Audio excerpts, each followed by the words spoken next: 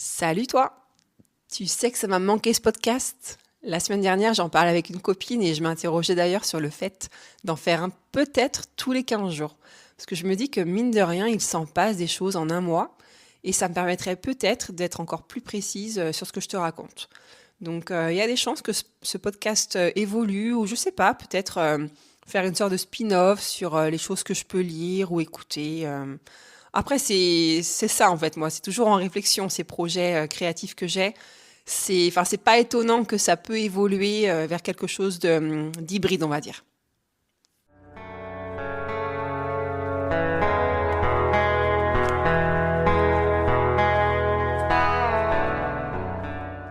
Alors, comme promis à l'épisode précédent, je vais te faire un retour d'expérience sur ma semaine à Besançon et puis surtout la place que tient le handball dans ma vie jusqu'à maintenant. Donc avec mes frères, j'ai un petit frère et un grand frère, on est tombé dedans depuis qu'on est tout petit, parce qu'en fait on a un père qui en fait depuis qu'il a 14-15 ans, et aujourd'hui il en a 70, donc ça te laisse imaginer pourquoi on est devenu mordu de ce sport, et puis surtout je dirais du sport en général aussi. Et donc t'imagines bien que quand on était petit, ma mère elle nous emmenait voir mon père jouer, alors qu'on était encore dans le berceau on va dire. Donc c'est tout naturellement que quand j'étais préado, j'ai commencé à faire du handball dans le club où mon père était bénévole. C'était super chouette franchement ces années-là parce qu'en plus le gymnase où j'allais, c'était à même pas 10 minutes à pied de la maison. Donc c'était vraiment ambiance familiale. Enfin, on était très autonome très vite sur la liberté d'aller à l'école et au sport. Enfin, c'est vrai que sur ça, ça faisait vraiment ambiance campagne. Et ça, j'ai adoré aussi. Je trouve que ça amène aussi de la valeur quand on y repense à ces souvenirs-là. Et donc dans ce club-là, j'ai été joueuse région, arbitre région, manager aussi d'une équipe de garçons, des U11 de mémoire, et aussi bénévole dans le bureau du club. Mais malheureusement, 7 entorses de la cheville plus tard et puis quelques luxations de mon épaule, que j'ai finalement... j'ai été opérée de l'épaule gauche en l'an 2000. Eh bien, mon corps a dit stop. Alors que l'envie, elle, je t'assure, elle est vraiment là. Parce que je le vois hein, quand je coach actuellement l'équipe de filles là, que j'ai au club de Chauvet, ça me donne trop envie de retourner sur le terrain et de jouer avec elles. En fait, ce qui s'est passé, c'est que au-delà du fait que mon corps ait dit stop, j'ai aussi arrêté le hand parce que par rapport à mes études, j'ai dû partir à l'étranger, en Angleterre, pour être assistante de français. Comme ça, c'était un choix aussi personnel de ma part. Et en fait, quand je suis revenue, l'équipe dans laquelle je jouais avait été complètement disséminée. Donc ça m'a aussi, même moi, emmené vers d'autres horizons. Donc c'est vrai que j'ai mis du temps finalement à revenir vers le hand à proprement parler dans un club. Après, ça m'a jamais réellement quitté parce que je regardais toujours des compétitions à la télé, j'en ai même vu aussi en vrai.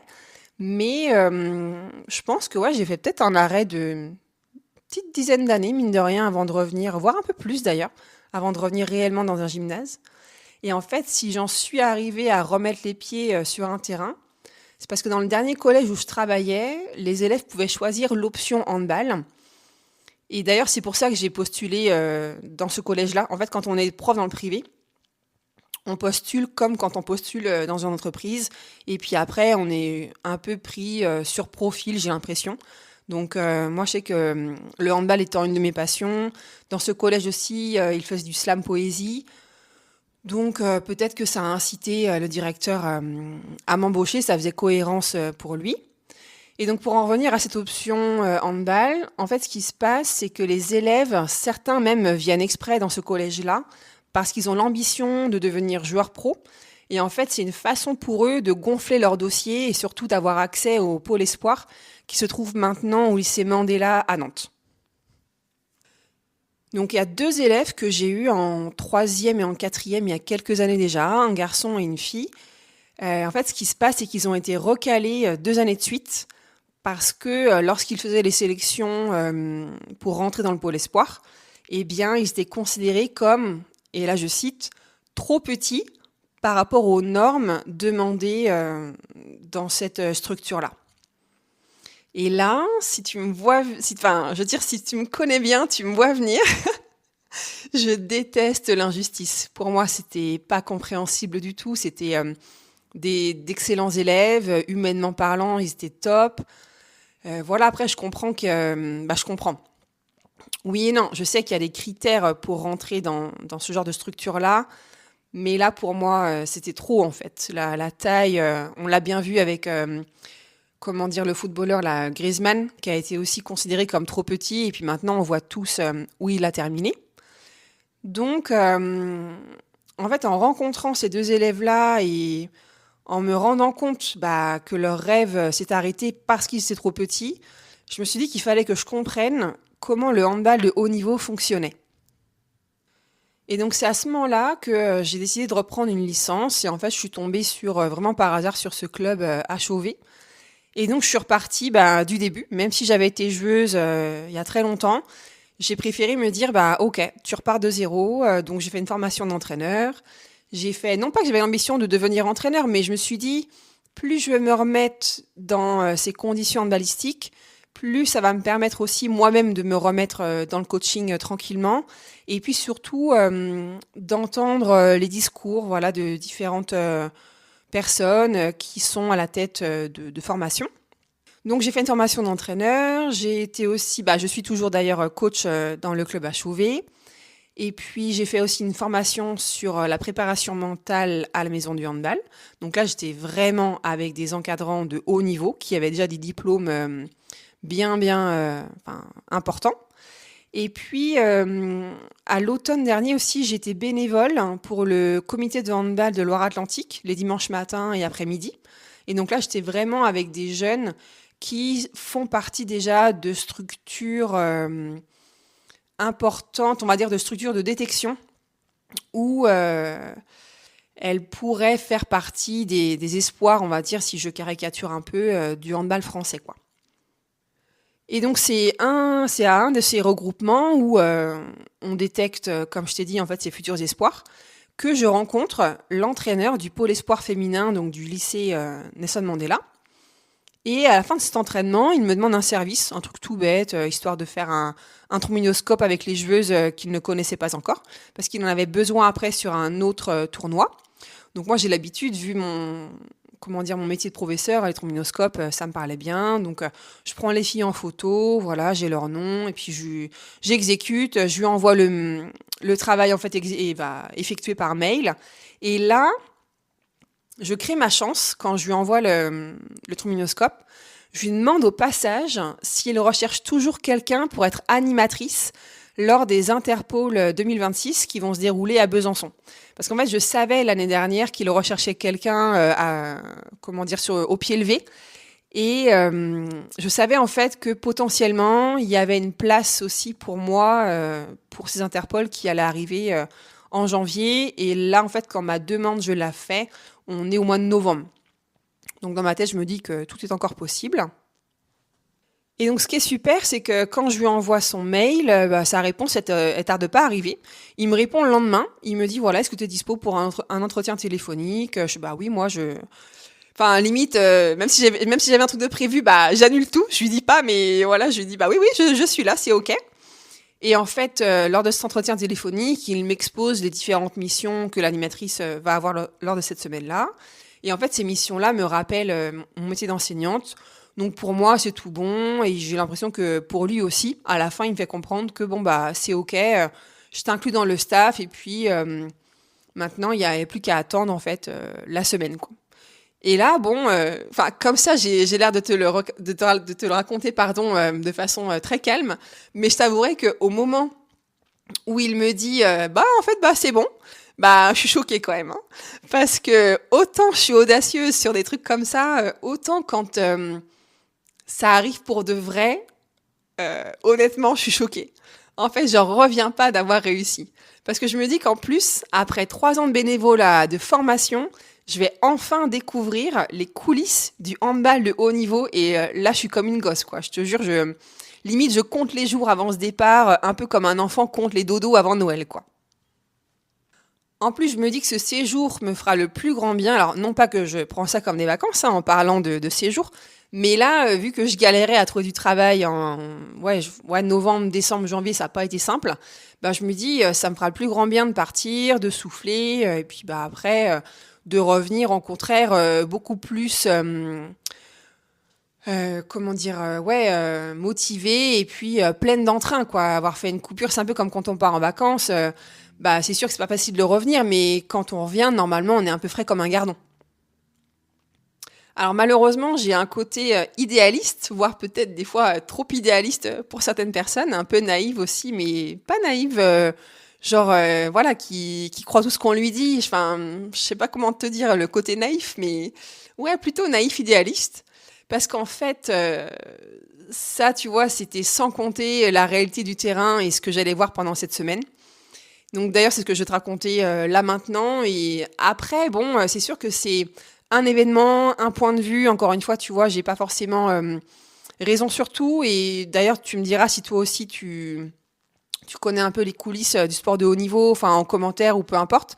Ça, c'est quelque chose, pardon, qui me plairait bien aussi, c'est de discuter avec des personnes qui ont été en lien avec des événements comme moi j'ai pu vivre, parce que clairement, pour commencer, je dirais, si j'avais une conclusion à tirer de cette semaine-là, c'est que quand même, le sport de haut niveau est un monde à part. Ça, faut. Enfin, je pense que.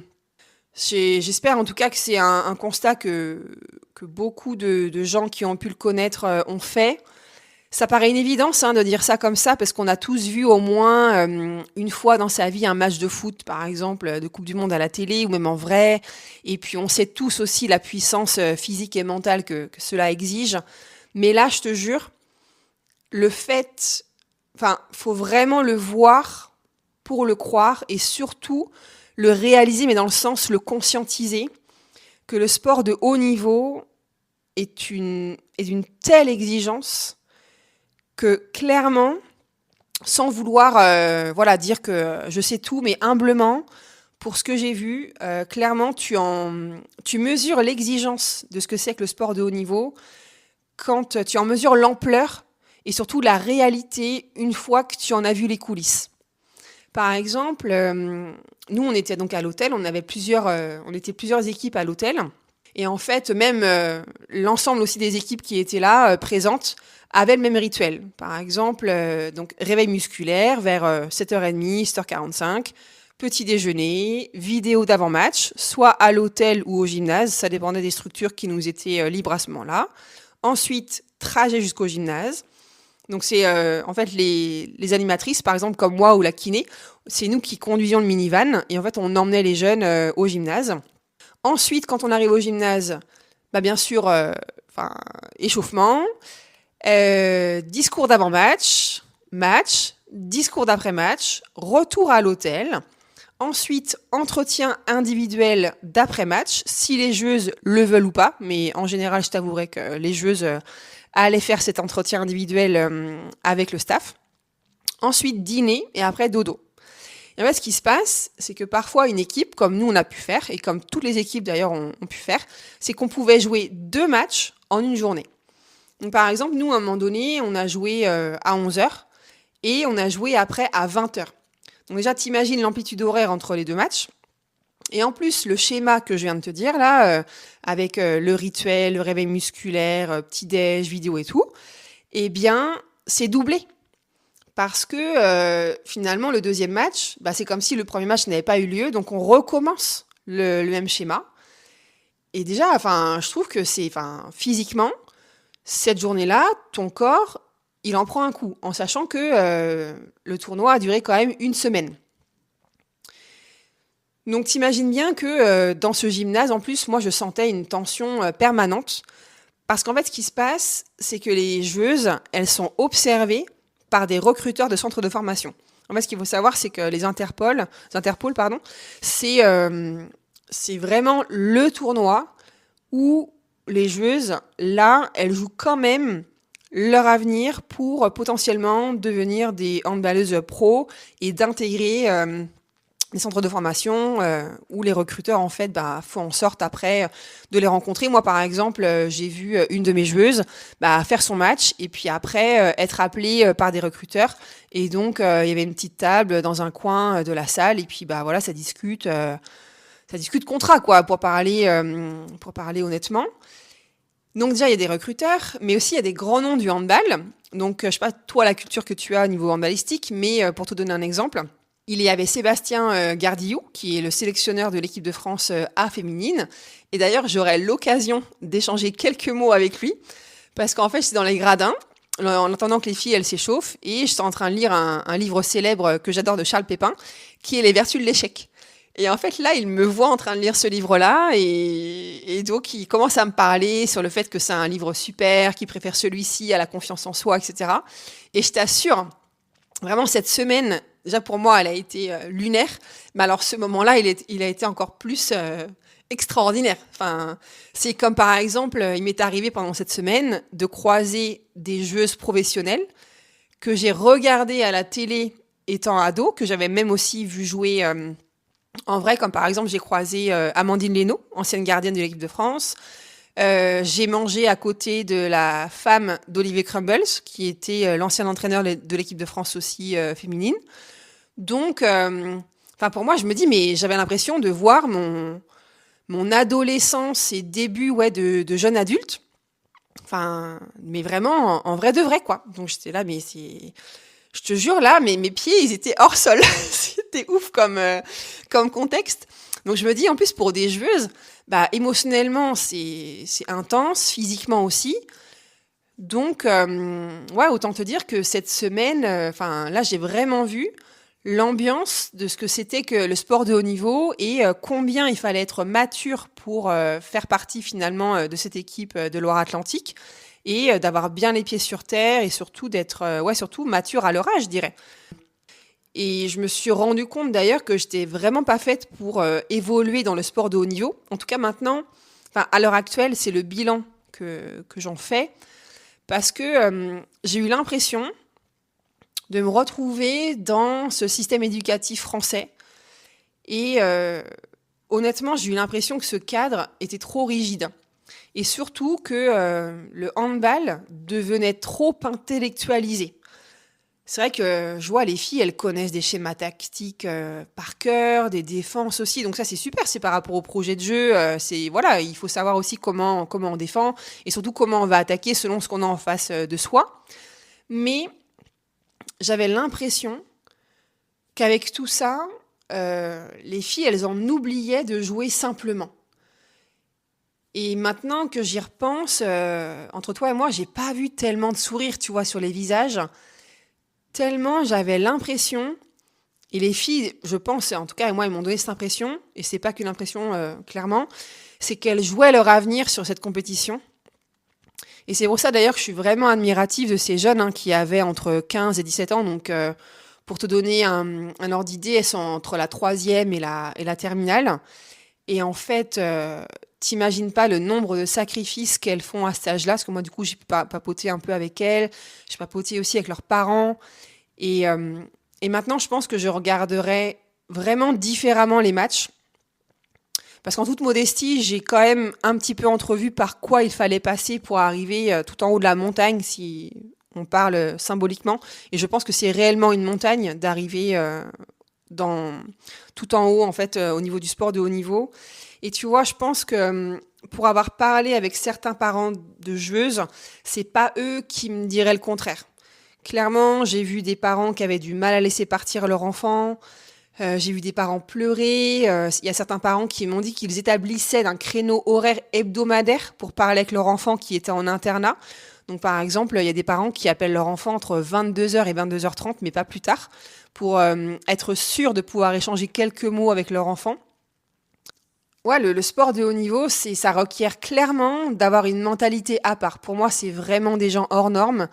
Et je pense que pour en arriver là où les sportifs de haut niveau sont, j'ai l'impression qu'il faut être formaté dès sa plus tendre enfance, ou voilà, qu'il faut vraiment avoir ça en soi, mais à un tel point de sacrifice que, qui sont pas innommables, mais qui sont tellement nombreux, quoi. Et c'est vrai que pour moi, c'est vraiment des personnes hors normes, mais qui mériteraient tellement davantage de lumière et surtout de soutien financier, parce que bon, après ça reste politique aussi le sport, mais franchement, vu leurs efforts, les sacrifices qu'ils font, en France, j'ai l'impression que c'est très compliqué pour les sportifs de haut niveau. Et ça, j'en avais entendu beaucoup parler déjà lors des Jeux Olympiques de Paris. Que voilà, sans mauvais jeu de mots, on a le revers de la médaille. On se dit, ouais, c'est cool, ils ont gagné médaille d'or, médaille d'argent, médaille de bronze.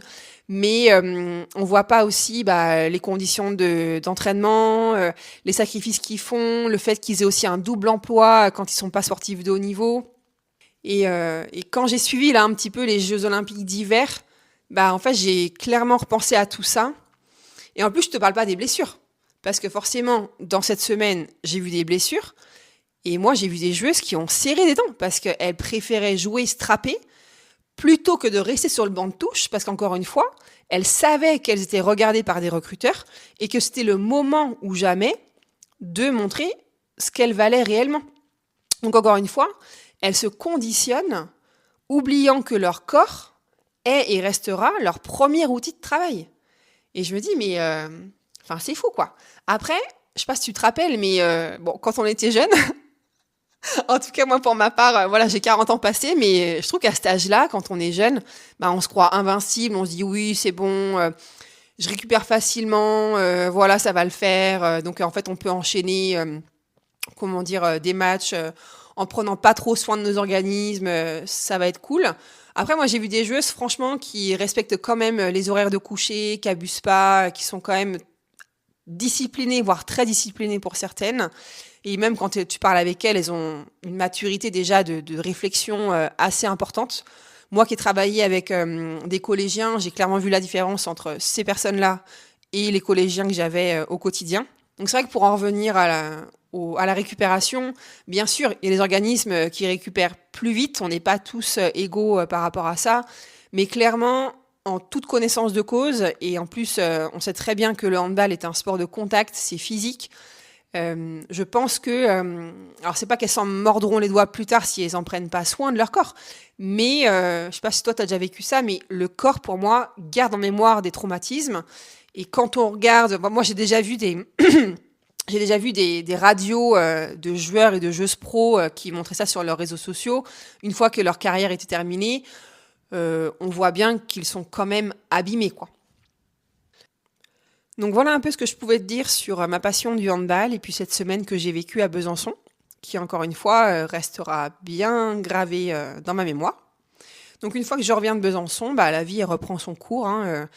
J'ai soigné ma crève que j'ai ramenée de Besançon. Cette crève, elle va durer 15 jours, mais ça m'a pas empêché de passer les entretiens. Donc j'ai passé un entretien pour travailler au chantier de l'Atlantique, ou plutôt une boîte sous-traitante pour travailler au chantier de l'Atlantique.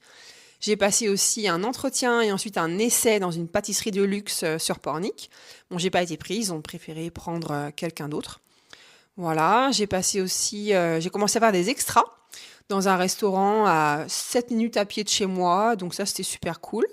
Parce qu'en fait, les patrons, la logique que j'ai comprise ici, c'est qu'ils te prennent en extra, en tout cas les patrons que j'ai rencontrés, c'est ça. Ils te prennent en extra pour ensuite voir si tu es capable de tenir la saison sur juillet-août. Et moi, ce dont je me suis rendu compte grâce à cet extra-là, c'est que vraiment la restauration, ça me parle. J'ai clairement envie de passer, de relever surtout le challenge, de me faire une saison ici, quoi. Et de me dire à la fin, je l'ai fait. Je trouve que quand tu vis dans une ville saisonnière, c'est quand même cohérent de savoir ce qui s'y passe. Moi, j'aime beaucoup découvrir la ville où je réside. Et puis surtout, comprendre cette logique saisonnière, voir aller au-delà du côté... moi, j'aime bien, c'est aller de l'autre côté de la barrière. Vraiment voir les coulisses, mais un peu là comme je l'ai fait avec le sport de haut niveau.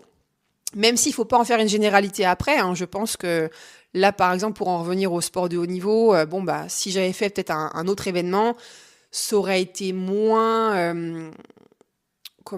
émotionnellement chargé pour moi. Donc c'est pour ça que je ferme pas les portes non plus à des événements ou à des possibilités que j'accompagne d'autres équipes professionnelles. Mais là, c'est pareil, tu vois, pour en revenir aux saisons, ça serait vraiment un beau challenge pour moi, de découvrir comment ça marche. Comme dirait...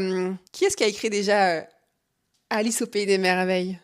Lewis Carroll. J'aimerais bien passer de l'autre côté du miroir. Et je finirai cet épisode sur le pourquoi je l'ai intitulé Retour à la terre ferme.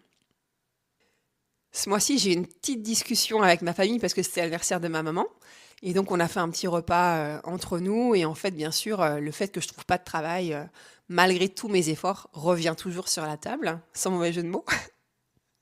Et en fait, il s'interroge légitimement sur ma réussite et sur le fait surtout que la question qui se pose, c'est est-ce que je devrais revenir habiter chez mes parents parce que déjà, ne serait-ce que pour éviter à mes parents de se saigner à payer mon loyer. Parce qu'on va pas se le cacher, hein, c'est mes parents qui payent mon loyer, vu que il n'y a pas tellement d'argent qui rentre de mon côté.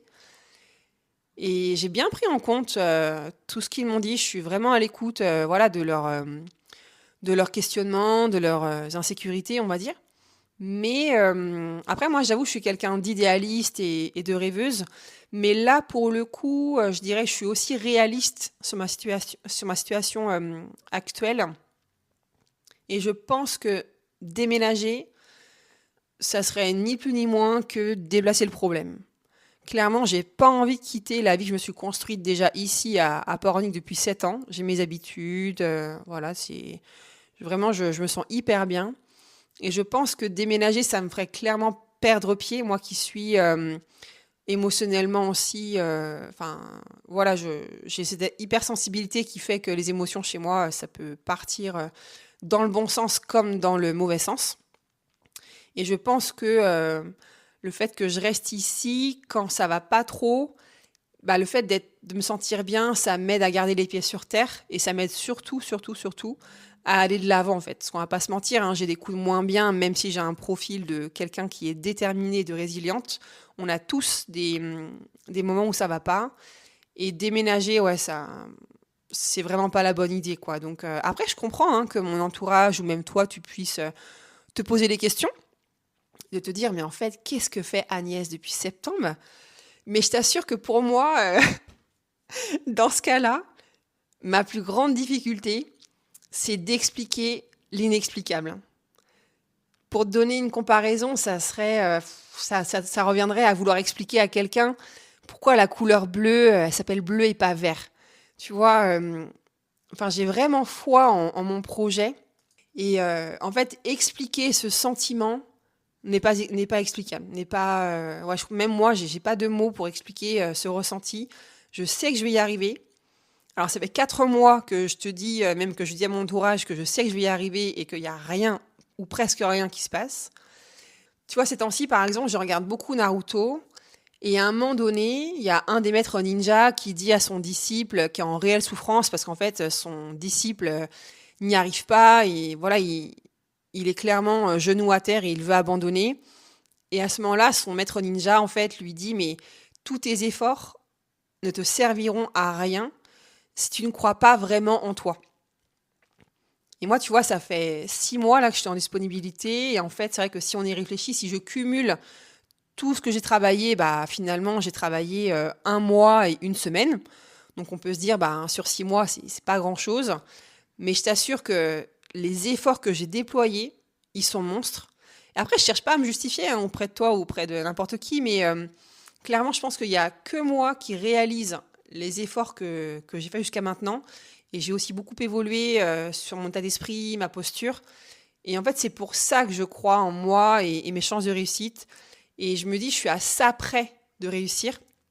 Et en fait, quand tu as le sentiment de toucher presque du bout des doigts, enfin, ce dont tu as toujours voulu ou rêvé, je me dis, ça serait dommage en fait d'abandonner et d'en rester là. Donc voilà, la suite au prochain épisode, on va se quitter là pour des meilleures nouvelles, j'espère. Mais en tout cas, sache que je lâche pas l'affaire parce qu'en plus, souvent, je trouve que c'est au moment où il faut vraiment pas abandonner que les gens, peut-être, après c'est peut-être une généralité, hein, mais c'est peut-être là que les gens abandonnent. Et clairement, moi, c'est là où j'ai pas envie d'abandonner et que mentalement, c'est très compliqué. Mais pour en revenir, tu vois, à cette semaine de Besançon, je pense qu'aussi ces filles, ces joueuses, elles m'ont donné l'exemple et surtout, le bon exemple de se dire, quand on veut quelque chose, alors Moi, j'aime pas trop maintenant le quand on veut, on peut, parce que je pense qu'on aurait peut-être tendance aussi à s'oublier et à ne pas assez s'écouter, comme je te disais, par rapport ne serait-ce qu'au corps. Donc, le quand on veut, on peut, je pense qu'il faut quand même mettre des nuances là-dedans. Mais moi, je dirais plutôt que si on est persuadé au plus profond de nous qu'on peut y arriver, et ben let's go quoi. Donc écoute, on verra ça le mois prochain, en espérant, comme je te dis, des meilleures nouvelles. Et en attendant, eh bien, prends bien soin de toi. Salut!